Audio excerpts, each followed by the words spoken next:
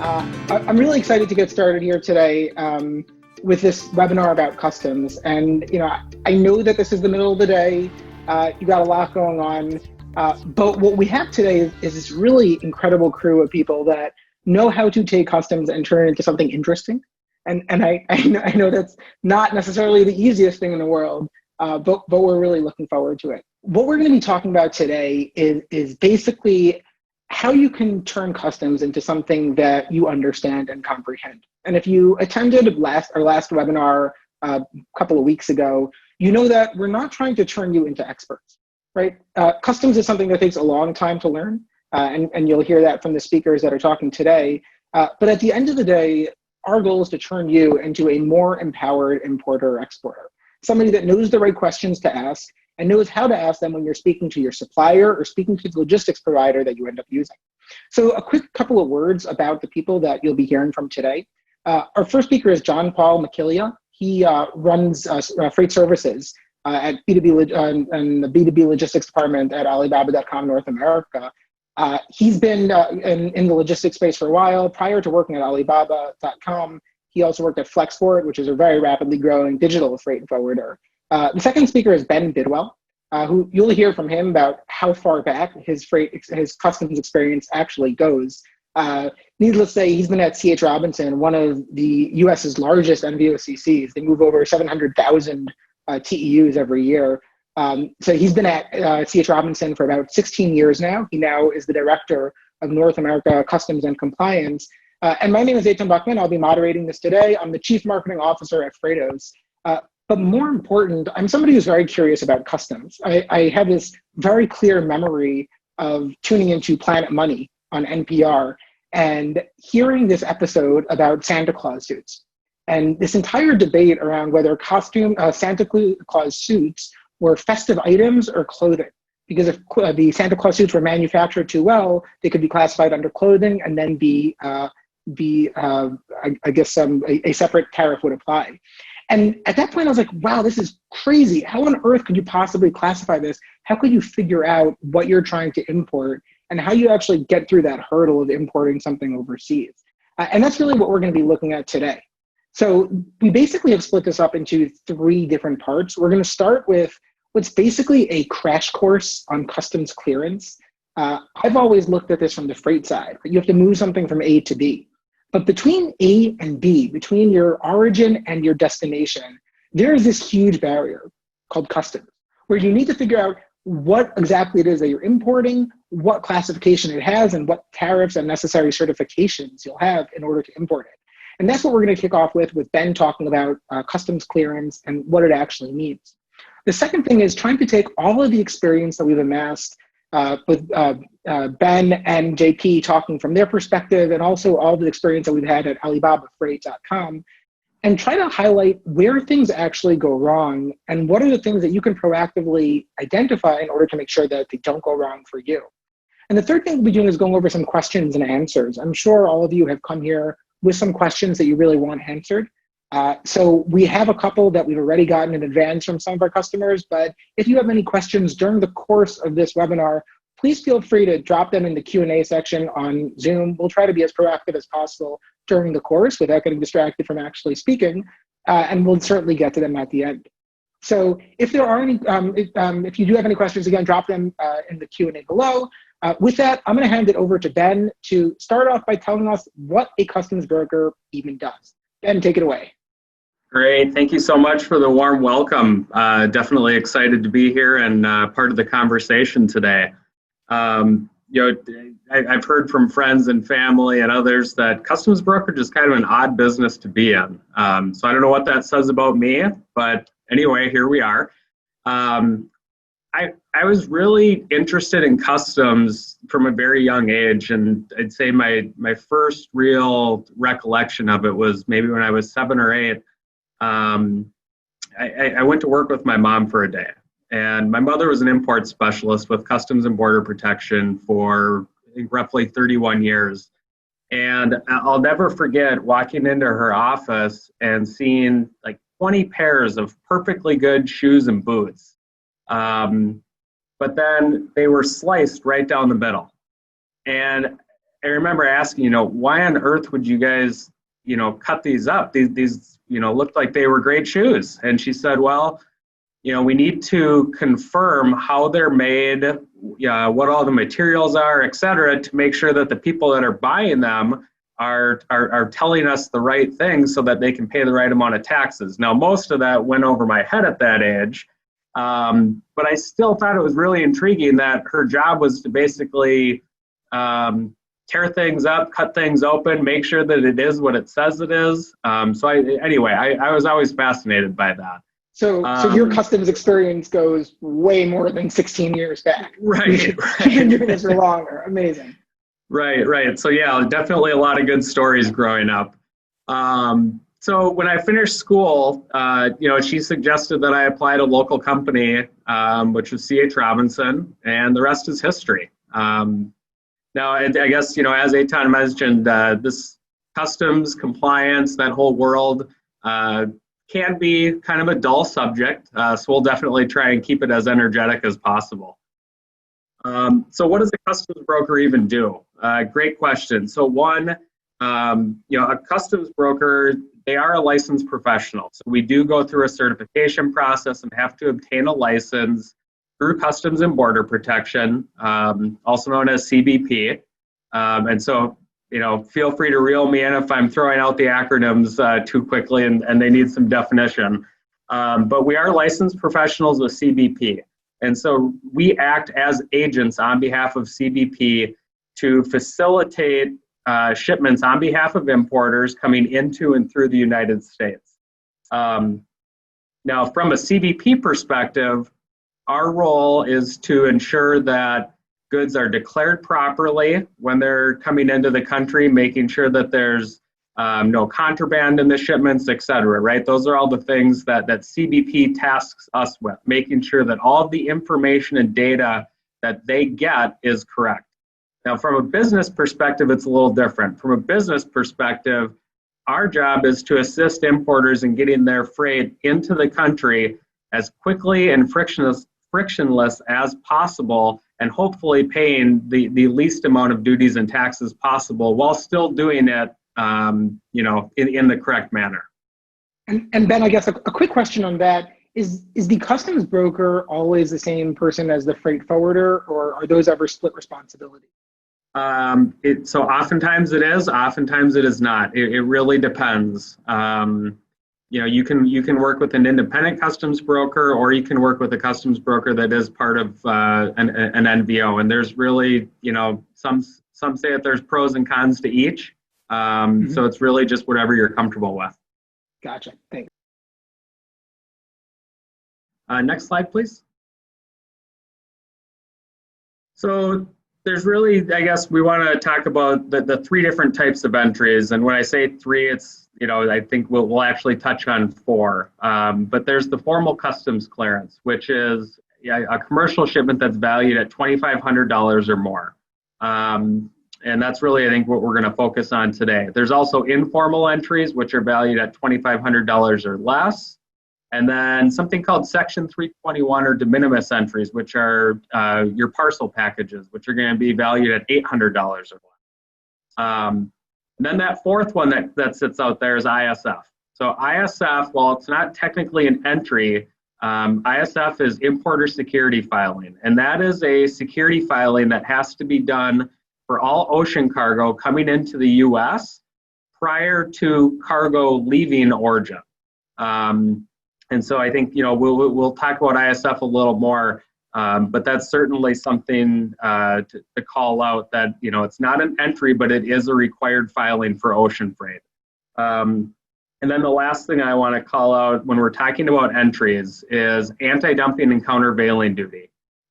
If you're importing anything that is subject to anti-dumping or countervailing duty, that is its own separate type of entry. So you can't file an informal or a Section 321 entry. Those all need to be a different type of a formal clearance. And just to really, for a second back out of the customs world, anti-dumping, in my mind, I'm thinking dump truck. That's not what it means. You want to just elaborate on that for 2 seconds?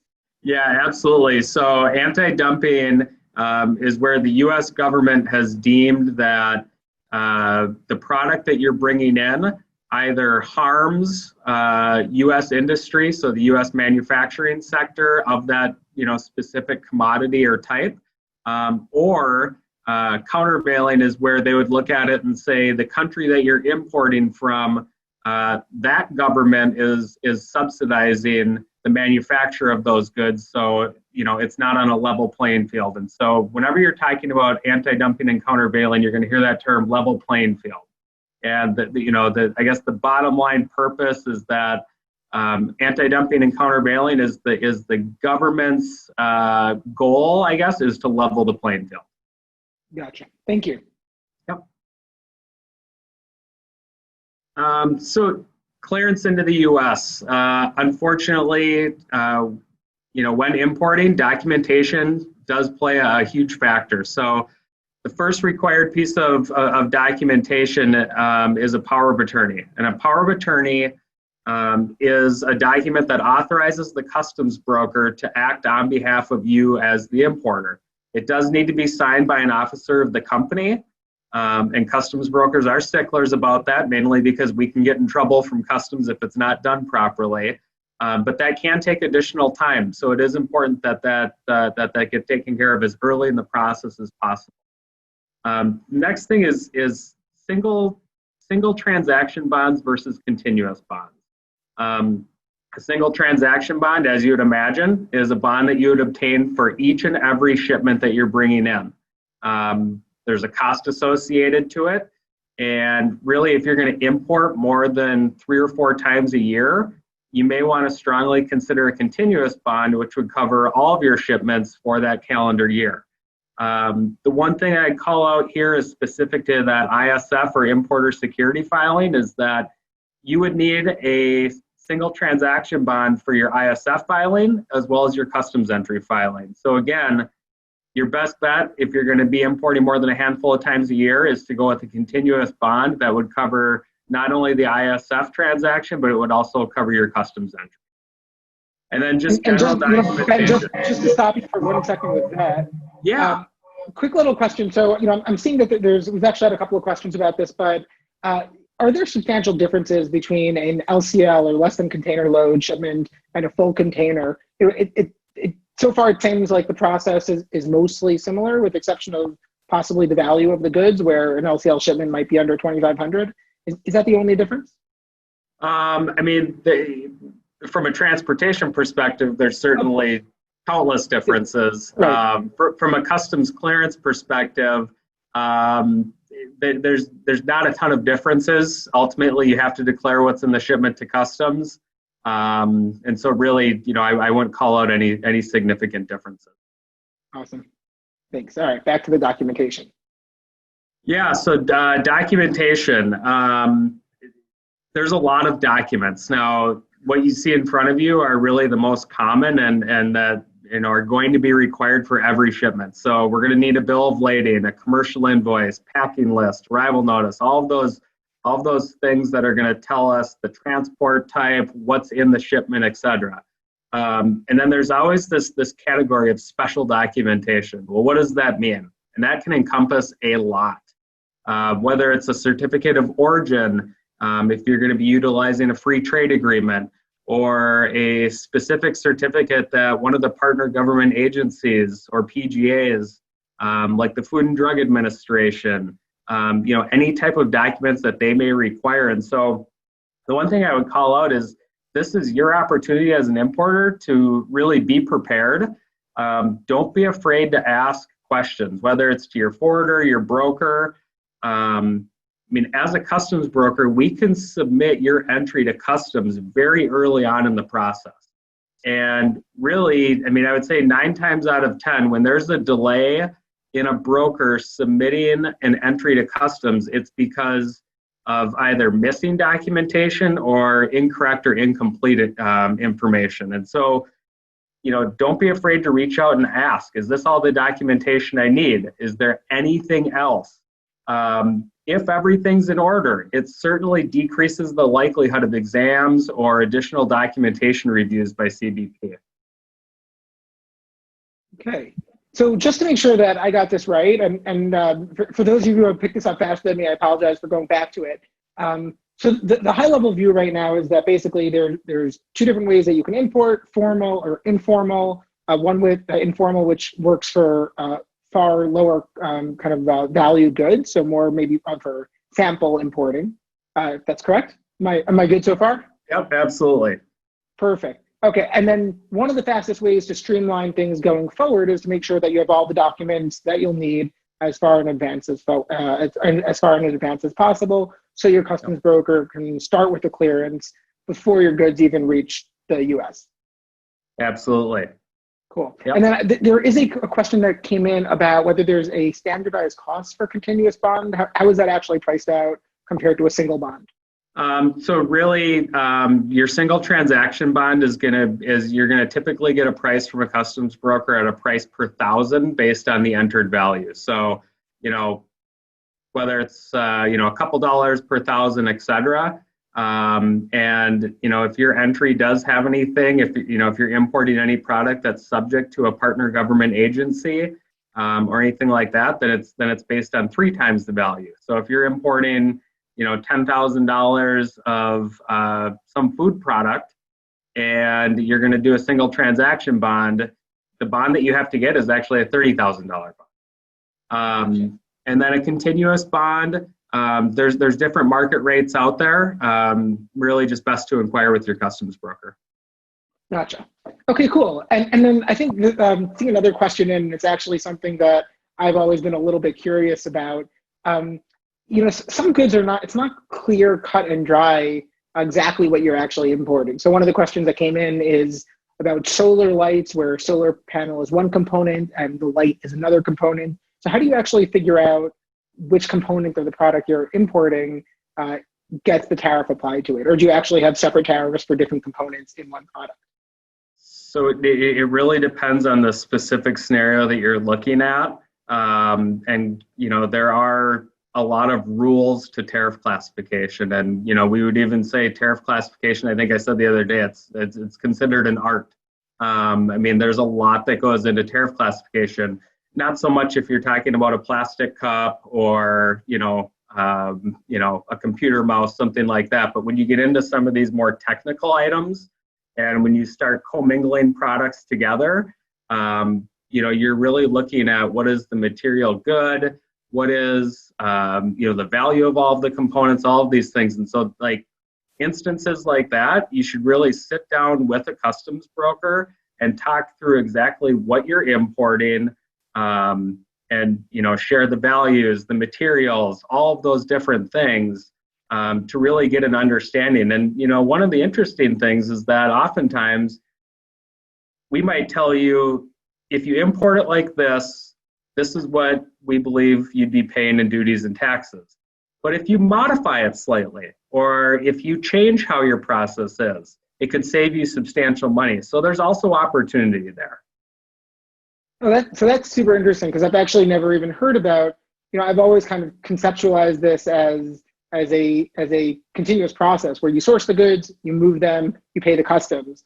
But being able to be self-aware of it enough in advance to kind of speak to your customs broker when you're even sourcing the goods, right, seems to be something that could shape kind of more cost-effective importing. So very interesting. All right, cool. So I think so far you've talked about all the things that you should be doing to have your customs process go right.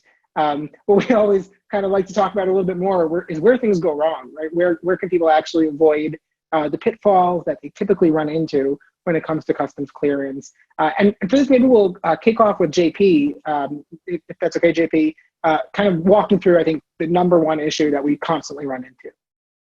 So what we're going to do in this section is walk everyone through 4 different situations that we want small to medium-sized businesses to avoid when importing goods into the US. So at Alibabacom Freight, what we do is we connect you with not just a freight forwarder who will move your goods, but also a customs broker who will clear your goods through customs. So working with the customs broker is essential, because the customs broker will help you understand and learn more about how your products are classified. So one key thing we mentioned is that you should know your HTS code. How are your goods classified? So if you're looking to import goods into the US, think about whether these goods have been classified before. And if you're importing goods that are new to market, you might need to work with your customs broker a bit more to understand how your goods would be classified. One key thing to also recognize is that your supplier might be able to give you this information, this HTS code, and give you information how your goods are classified, but you need to reconfirm that with a customs broker who can help you make sure that you're importing goods with the correct designation.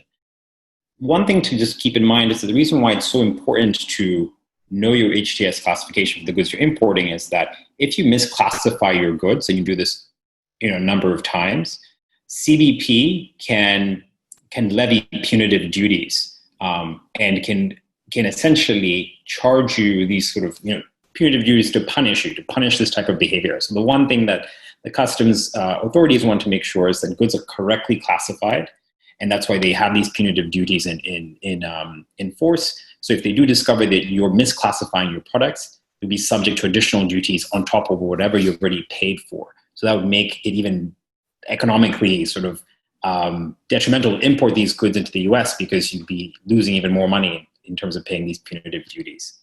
And JP, can I actually ask for 1 second just to provide a quick little overview of what an HTS or HS code actually is? Because I know people throw it around a lot. I know it looks kind of like a phone number with periods, but can you just clarify a little bit about what it actually is? So there's a product classification system that is used across the world. There's some variations depending on the country you might be importing or exporting to, but it's called the Harmonized Tariff Schedule. And this is a classification system that is up to almost 12 digits. And so the additional digits depending on the designation of the specific product. So most products will have at least 6 digits, and that's HS6. And then you get to HS10 when you have an additional 4 digits. And in some cases, you might get even deeper levels of classification. And so that sort of specific number that your kind of your HTS classification is used by an import, sort of an import customs broker to determine the types of products you're importing into the US and importing into any country, and to then determine what duty level your products will be subject to. Gotcha. Okay, cool. Thanks.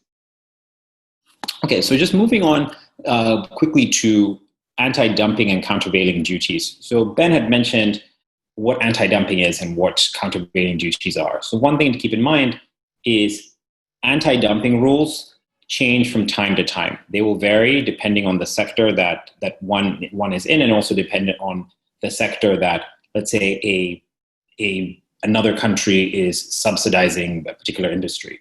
So an example I can sort of point to, and it's one it's been in the news, is a number of U.S. steel companies have been lobbying the U.S. government to put in place anti-dumping rules, so an additional set of anti-dumping rules to stop the further imports of steel mainly from China, that's subsidized by the Chinese government and then sold to global customers at a lower rate. So the U.S. steel industry wants to do is make sure that they can maintain maintain sort of price stability in the U.S. and also maintain market share. But if you have these cheaper imports coming in and flooding the market, that distorts the market and changes the current kind of system that's in place. Another kind of interesting example that maybe most folks might not necessarily have heard of or thought about is their anti-dumping rules that prevent the sort of easy importation of mattresses. And there have been a number of companies that have actually gone under because they had imported mattresses into the US, but had not reviewed the anti-dumping rules. And the US Customs came back a few months later. In some cases, one company received sort of an audit notice a year later, and then the US Customs determined that all these mattresses had been imported from Vietnam, from China, from Thailand, and decided to then levy additional duties, so these anti-dumping duties that bankrupted a few mattress companies. And so there have been situations like that where small to medium-sized businesses have been bankrupted because of additional duties that they had to pay, which were tied to misclassification of their products. And also in some cases, maybe a lack of awareness that the particular product they were looking to import was one that the US was not looking to have imported into the country because of protections of domestic industry. And then I'll just quickly touch on these last two pieces, which are incredibly important for all of you to think more about. So when you're thinking about partner government agencies, there have been some questions that have come in where folks are trying to understand how to lessen the level of red tape that's tied to importing PPE goods. This is where we then have to think about partner government agencies. So agencies such as the Food and Drug Administration, the Fish and Wildlife Service, the Food Safety Administration. These are agencies that are tied to, in some cases, the Department of Health and Human Services or Department of Agriculture, and they regulate the importation of goods that might pose live risk to American citizens. So in the case of the FDA, they regulate anything that's consumed, whether it's a food item or drug item, and it's because you're consuming it and putting it into your body or you're putting it on your skin. So anything tied to cosmetics, anything tied to food, that will be subject to additional regulation. So it's essential for you to work with your customs broker to recognize whether the goods you're importing into the US will be subject to additional PGA compliance, and to also plan accordingly to make sure your supplier has the relevant licenses and the licenses that allow them to import it, to export into the US, and for you to import your goods into the country. And lastly, in terms of intellectual property rights, this is something that cannot stress enough. If you are an importer and you're importing goods that may have a trademark, a logo, might have any signage that's tied to any company, you need to make sure that your supplier either has information on the commercial documents confirming that they can use the trademark, or there's a licensing agreement that proves that your supplier can make hats for the NFL, or they can make NBA jerseys. So what you'll find is that when there are a number of large sporting events, the World Series, basketball championships, there are a lot of importers who are looking to bring in jerseys for a winning team. They're looking to bring in hats or any sort of paraphernalia.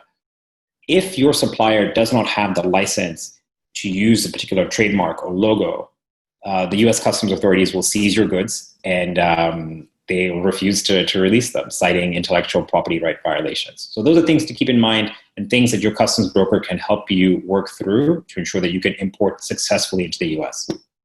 And I think the biggest takeaway from this is, at least from my side, and definitely kind of perking up when you're talking about the mattress company going out of business, is that this is not an afterthought, right? Like you cannot approach freight, the sourcing and freight and I'll get through customs, because it can dramatically change the profitability of any specific good that you're importing.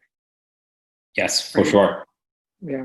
All right, cool. And I see a question that popped up here, which is a really interesting one. What happens if one of those PGAs ends up denying entry of your goods? Like, what actually happens to the goods when, I don't know, they're stuck in a warehouse? Where do they get sent? Do you get to send them back to the factory? What actually happens? So two things to keep in mind. You have to get approval to import into the US, not just from US Customs, but also from the PGA authority. So if approval is denied by either of those parties, then you can't import the goods into the US. So the goods will either be seized and destroyed, or you'll be compelled as the importer to export them out of the US. So the goods will be transferred from a warehouse that the US Customs team manages. They transfer from a warehouse back to either the operating vessel, the ship vessel that has booked space to export your goods out of the country. So that's something to really keep in mind. Like, you will not be able to bring goods into the US if a partner government agency has not allowed you to bring them into the country. So they'll be either destroyed or sent back. And I think just one thing I'd call out there, JP, which I think is interesting, is if FDA, for example, or agriculture were to refuse a shipment, you as the importer are responsible for shipping those goods back to origin or paying for the destruction. And if you don't do those things, then you're not complying with FDA or agriculture's demand, and they will ultimately end up taking care of it, but they're also going to penalize you. And if you don't follow the rules around, you must export this product or you must destroy it, those penalties can become very substantial. Wow, even more reasons to to keep customs rulings and compliance regulations. Okay, and I think this is something that came up earlier that is worth just touching on briefly, is that the CBP actually maintains a great website for looking up rulings, right? So you don't actually have to start from scratch when you're starting to look at goods. Yeah. Yeah, amazing. Okay, cool. Let's keep on moving over here.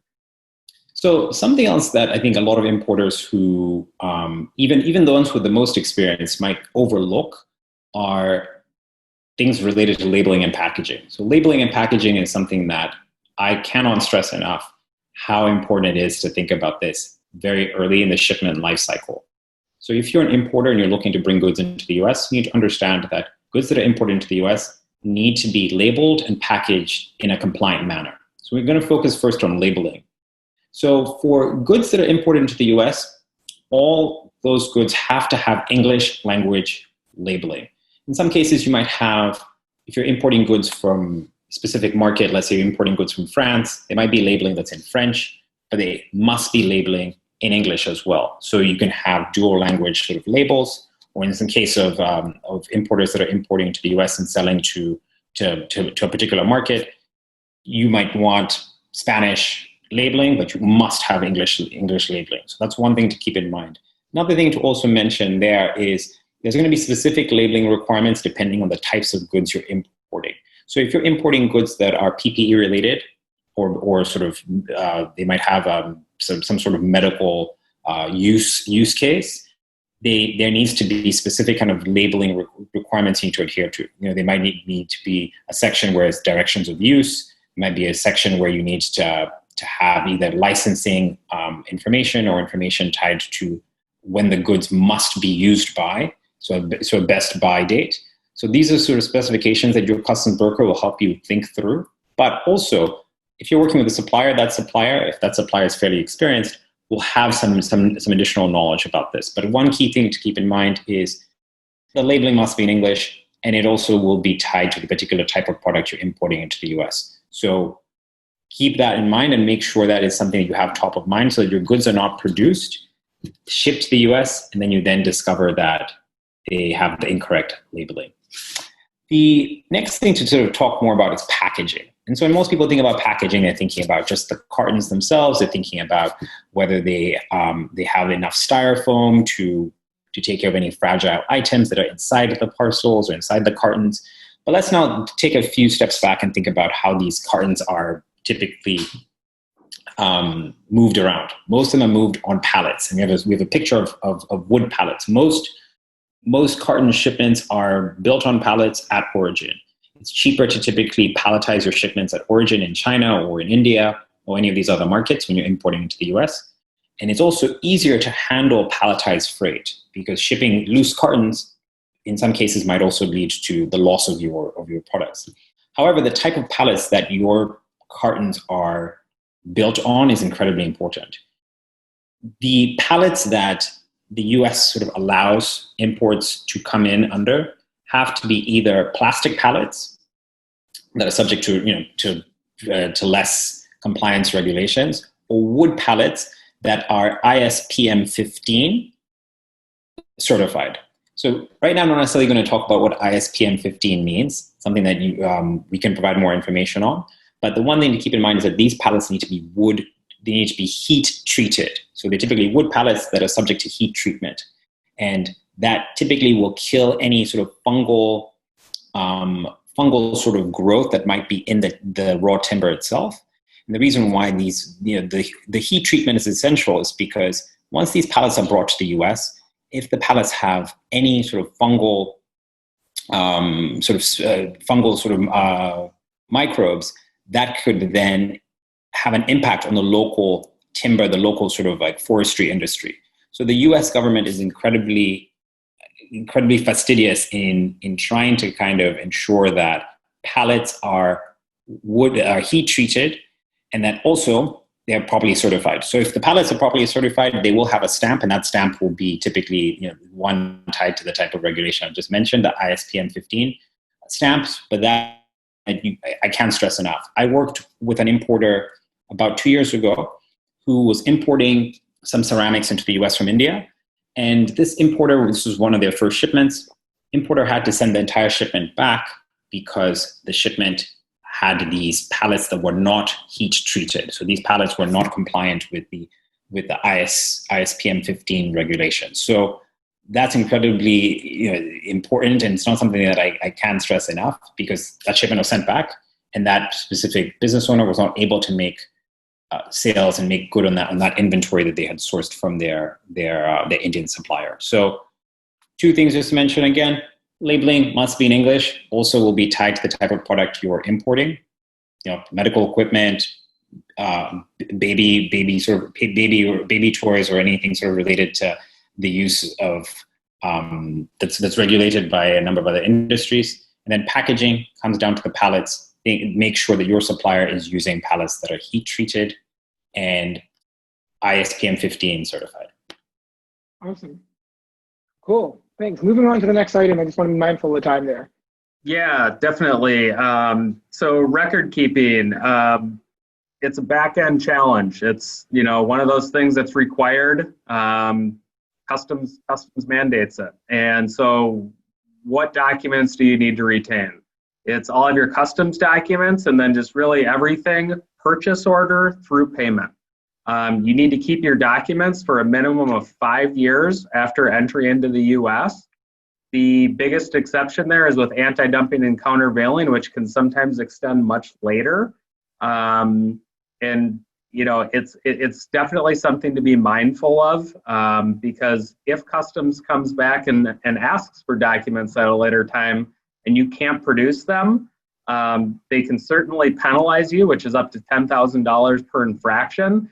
But the other thing that they would do is, if they're saying, hey, send us the commercial invoice from this shipment, and you can't produce it, they can then make an assumption and say, if you can't prove that what you imported was A or B, I'm going to assume that it was B, and this is the additional duty that's owed, or something to that effect. So certainly, the takeaway: keep your records, keep them for at least 5 years. It can be a hassle, but it really is truly important.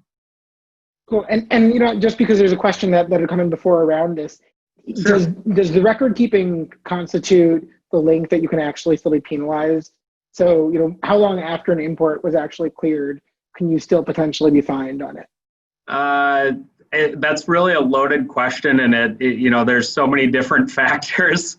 Gotcha. Generally speaking, after 5 years, you're not going to see anything from customs, related to past transactions. There's, always different things that can come up, right? If there's something very egregious, and we'll actually talk about that on the next slide. So I think that's probably a really good segue here. I know that this is not the prettiest graphic, but I really like it. And I really like it because I think it just depicts customs mentality around penalties. So when we say what's at stake, what is the cost of noncompliance? And the cost of noncompliance can be great, but it's not just, I might have some additional expenses, or I might have some delays on getting my product into the country. I think the other part is the penalty side, and it's definitely something to be aware of. So on the right-hand side, you've got the smaller circle, and that's basically for negligence, which I would say could be something like a clerical error. I meant to write down this, but I wrote down this. And then the further you go over to the left, the higher the penalties get, but so does it with gross negligence, fraud, etc. One of the things that I've always found interesting is that penalty amounts are oftentimes higher when there's actually no loss of revenue to customs. And so I equate that to, we're not trying to be compliant only in the manner of making sure that we're paying the right duties and taxes, and customs mentality isn't that we're only a revenue collecting division, because that's really not what they are. They want to enforce all of the applicable laws and regulations for importing product into the US. So if you're importing something that is duty-free, but you've misclassified it, and it should have been classified somewhere else that was duty-free as well, Customs could issue a pretty severe penalty, whereas if there were duties and taxes involved, that penalty probably would not be as high. So I talked for a long time about penalties. I'm not going to do that, nor does anybody want to hear that, right? That's the that's the downer part. But the one takeaway that I would say is, this is what customs brokers are for. We ask a lot of questions. We ask a lot of questions because we don't want to see you as the importer be subject to these penalties. We as a customs broker don't want to be subject to penalties. But I would say it's a two-way street. We ask a lot of questions. We hope that you as an importer ask us questions as well, so that you're comfortable and confident with that importing process into the U.S. So remember that next time your customs broker is bugging you, they ask because they care. That's very true. A very nice way of putting that. Cool. Thanks very much for that, Ben. Continuing on with just a very quick 2-minute kind of overview, if you haven't experienced yet, Alibabacom Freight, powered by Freightos. Really, you can play around with it while I'm speaking, even if you just go to ship.alibaba.com in order to sign up. What you'll basically get is the ability to instantly compare prices, whether you're shipping FCL or LCL. One very important part of that, based on what we just spoke about, is customs. And this came up a couple of times before with people asking about, well, how do I actually price out a continuous bond versus a single bond? And the platform will actually help you do just that. You'll be able to put in exactly how many times you think you'll be shipping. It'll give you the recommendation for which you should use, and it'll also price it out for you. Once you search based on that, you'll get these all-in prices that include the customs brokerage fees, but not the duties, and that's a very important distinction, right? You'll be paying for the services of customs payment, but not all of the duties, which you'll be paying later. By clicking on any individual tile, and you could see C.H. Robinson right over here, the company that Ben represents, you could see the entire breakdown of the individual charges based on the different legs of the shipment that you'll actually end up having. Once you get past there and you book your shipment, you'll find the ability to manage all of your shipments right over here in the shipment management page. There's a section here where you can upload all the documents that you need. And that's something that we touched on a little bit earlier, where really one of the things that you're empowered to do, there's a lot of parts during an international freight shipment where you're very dependent on the carrier or dependent on the freight forwarder or the trucking company. What you can do is you can be on top of the documents.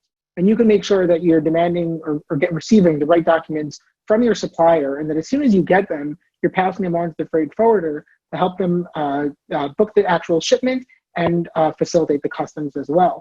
You'll also be able to manage your shipment from here, so a map that kind of shows you where every shipment is, but go down to the specifics and then even communicate with the freight forwarder through the platform. That's it from this presentation so far. We do have a lot of questions, and of course, we'll keep this going for another 5 minutes. So if you have any other questions that you'd like to ask, feel free to drop them now. One question that I just saw right over here is Kevin asking that there's an article saying that DDP is a scam.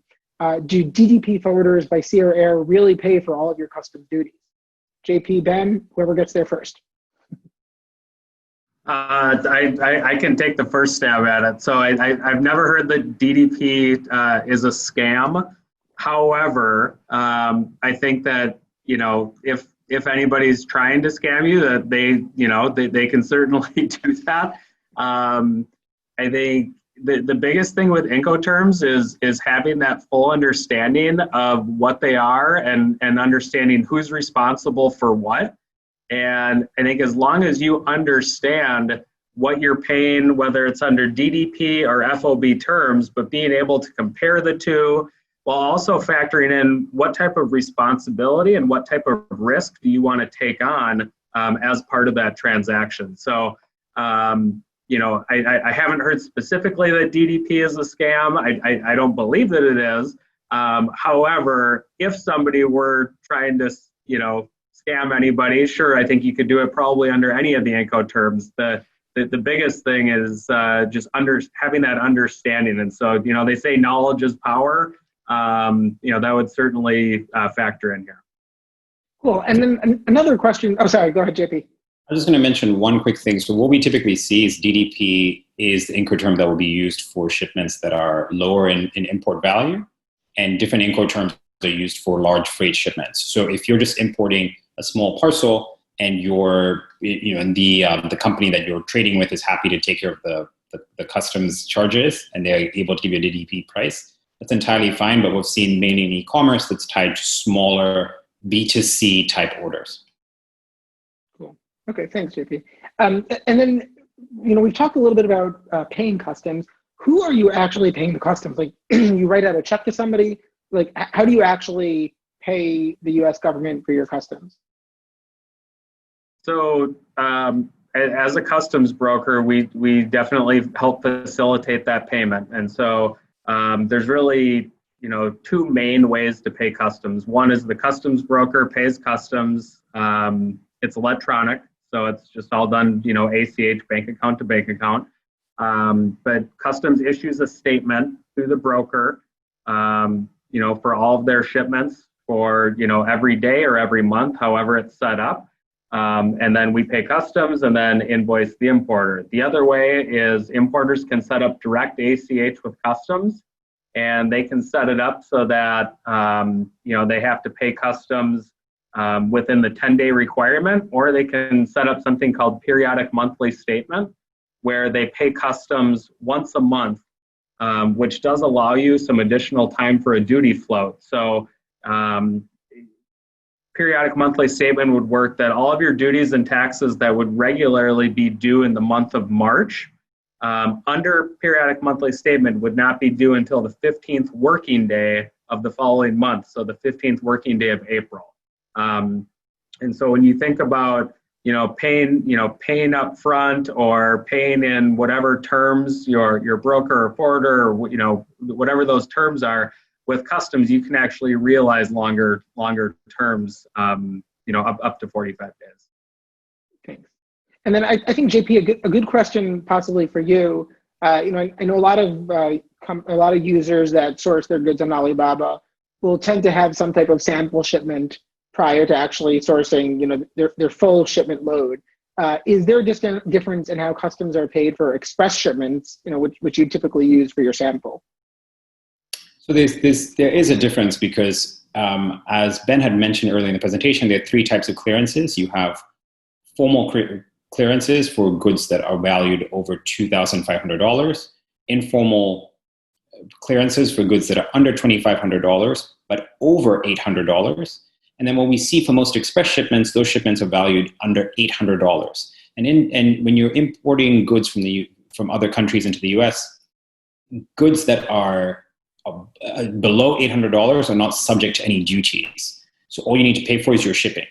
So if you're looking, if you're a supplier that's looking to send a sample to your buyer in the US and you're sending a sample of a t-shirt or a vase or a handbag, if those goods are valued under $800, and in 100% of those cases, 99.9% of those cases they'll be valued under $800, you do not have to pay any duties. So there's no customs clearance process.